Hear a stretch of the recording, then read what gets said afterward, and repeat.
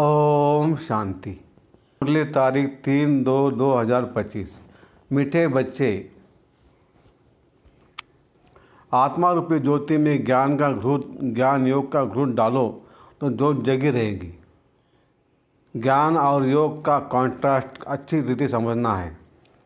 प्रश्न: बाप का कार्य प्रेरणा से नहीं चल सकता, उन्हें यहाँ आना ही पड़े, क्यों? उत्तर: क्योंकि मनुष्यों की बुद्धि बिल्कुल तमोप्रधान है। तमोप्रधान बुद्धि प्रेरणा को कैच नहीं कर सकती। बाप आते तब तो कहा जाता है, छोड़ भी दे आकाश सिंहासन, इस धरती पर आ जा रहे। गीत है, छोड़ भी दे आकाश सिंहासन। ओम शांति। भक्तों ने यह गीत बनाया है। अब इसका अर्थ कैसा अच्छा है। कहते आकाश सिंहासन छोड़कर आओ। अब आकाश तो है, यह है रहने का स्थान। आकाश से तो कोई चीज़ आती नहीं। आकाश सिंहासन कहते हैं। आकाश तत्व में तो तुम रहते हो और बाप रहते हैं।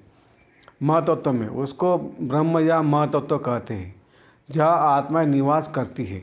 बाप आएगा भी जरूर, वहाँ से कोई तो आएगा ना।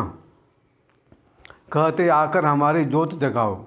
गायन भी है, एक है अंधे की औलाद अंधे और दूसरे सज्जे की औलाद सज्जे।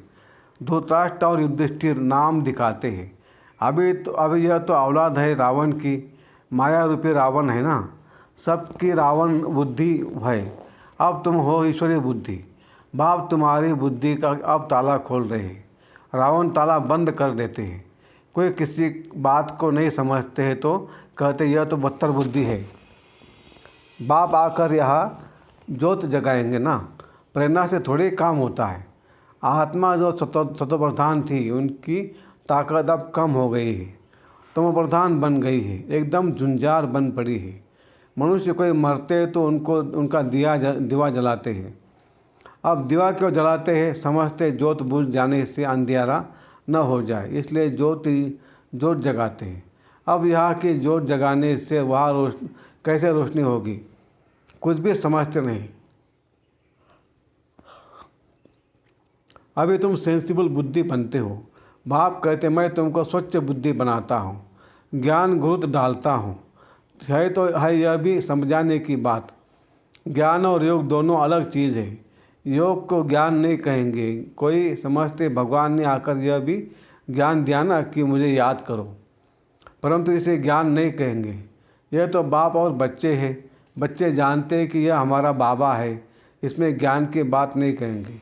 ज्ञान तो विस्तार है, यह तो सिर्फ याद है। बाप कहते मुझे याद करो बस, यह तो कॉमन बात है। इनको ज्ञान नहीं कहा जाता है। बच्चे ने जन्म लिया सो तो जरूर बाप को याद करेगा ना। ज्ञान का विस्तार है। बाप कहते मुझे याद करो, यह ज्ञान नहीं हुआ।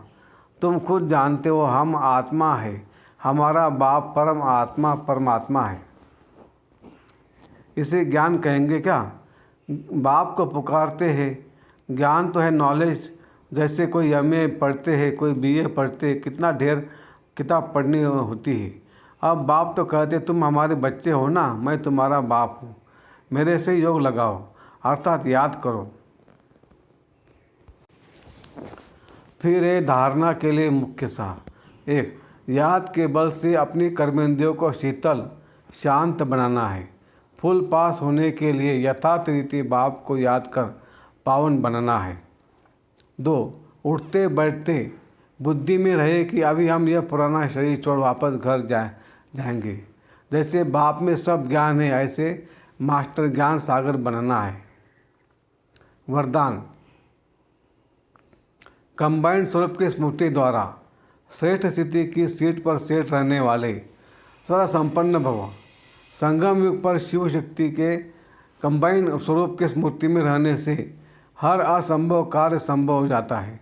यही सर्वश्रेष्ठ स्वरूप है। इस स्वरूप में स्थित रहने से संपन्न भव का वरदान मिल जाता है।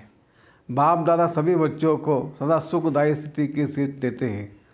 सदा इसी सीट पर सेट रहो तो अत्यंत सुख के झूले में झूलते रहेंगे। सिर्फ विस्मृति के संस्कार समाप्त करो। स्लोगन: पावरफुल वृत्ति द्वारा आत्माओं को योग्य और योगी बनाओ।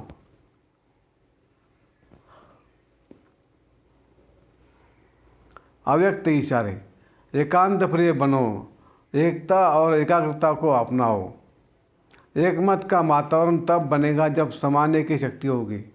तो भिन्नता को समाओ, तब आपस में एकता को से समीप आएंगे और सर्व के आगे दृष्टांत रूप बनेंगे।